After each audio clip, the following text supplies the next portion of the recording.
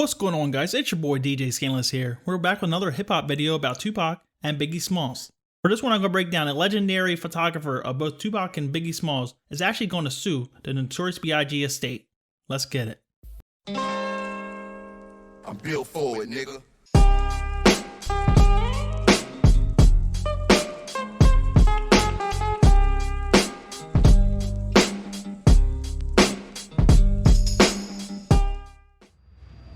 Alright, so we're on thegrio.com here. The title reads, Notorious B.I.G. estate sued by photographer Modu. The tagline here reads, the hip-hop photographer also faces a lawsuit in California which claims Modu used the rapper's image to sell snowboards without permission. So you can see right now this is going to be a battle between the estate and the photographer. And I'm going to break this down a little more for you guys. The estate of the late Notorious B.I.G. is being sued by photographer Modu, who is alleging that it is ruining his business and impacting his livelihood.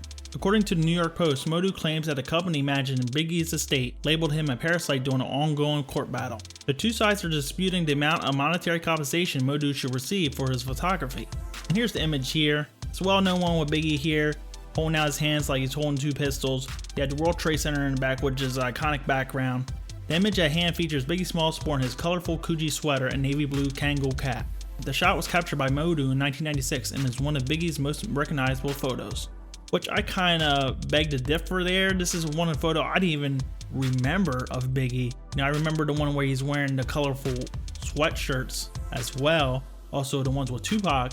I would say this is semi-recognizable, but I wouldn't put this as his most recognizable photo. Farther down it says Modu is known for his iconic images, not only Notorious B.I.G, but also Tupac, Snoop Dogg, and more.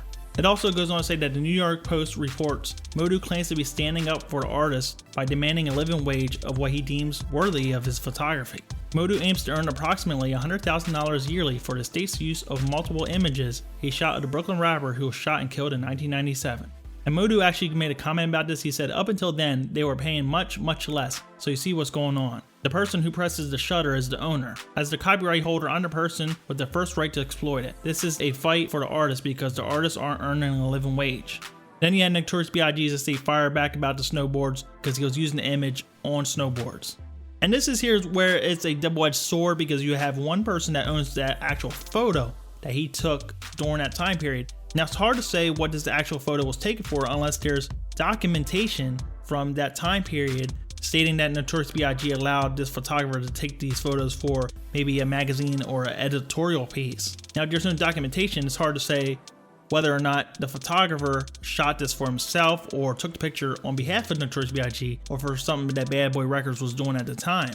On one hand, you may have a photographer that takes a picture, but it may actually be owned by someone else because it's for a different project or something going on like that. But maybe Biggie did this out of the kindness of his heart. Maybe he just wanted to do something with the photographer at the time. He allowed them to take the picture.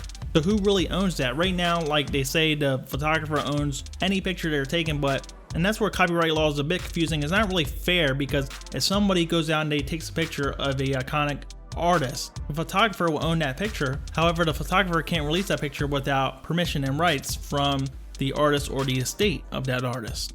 So that's where you got it being a double-edged sword because on one hand, the photographer owns the picture. However, they can't release anything without the rights of the actual person that they're taking the picture of. So do you guys feel like the photographer is in the right here, that he should actually be paid as much? $100,000 a year is way too much for a photo. Now, I think the Biggie estate should actually have paid out these photographers years and years ago to gain rights to these photos. It's kind of crazy that if anyone wants to use the photo, they got to be paid so much money over and over again, even though Notorious B.I.G. and the estate owns the actual likeness and brand of Notorious B.I.G. So even for like a Tupac photo book or anything like that, or even a Biggie photo book, the estate of those artists would have to pay out for each photo that was used by different photographers. And that's something they should did. They should have reached out to him and only paid one payment so they don't have to be in a stranglehold here every year having to pay out royalties to this photographer for any use of the image. So like I was saying, guys, do you think the photographer should have won more royalties for this photo, or do you think that the estate is in the right here? Maybe there should only be one payment made for any use of the photo. And who knows if this photographer was actually paid by Biggie or Bad Boy back in the day.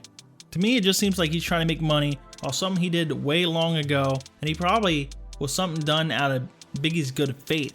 But as you see, guys, this is why we don't get books on these rappers with all these photos. This is why we don't get a lot of biographies with different types of photos. This is why we don't get DVDs with different types of interviews on Biggie and Tupac, because there's so many rights holders, so many people that want paid for the content. And even then, they may still not release the full footage for use, so they can continue to milk it and make money for generations to come. And this is the same reason why we haven't seen many new Tupac albums or Notorious B.I.G. albums with their unreleased stuff, because there are different right holders, there are sample clearance problems, you gotta pay the feature artist. Some songs were made for other projects other than their solo albums, so then they feel like they have more of a right to the actual verse, even though they can't release that without the permission of Notorious B.I.G. or Tupac or that estate. So we see this all the time, even with the music. Alright guys, that's it for today's video. Let me know what you think in the comments below. This is DJ Skandalous signing out. Peace out.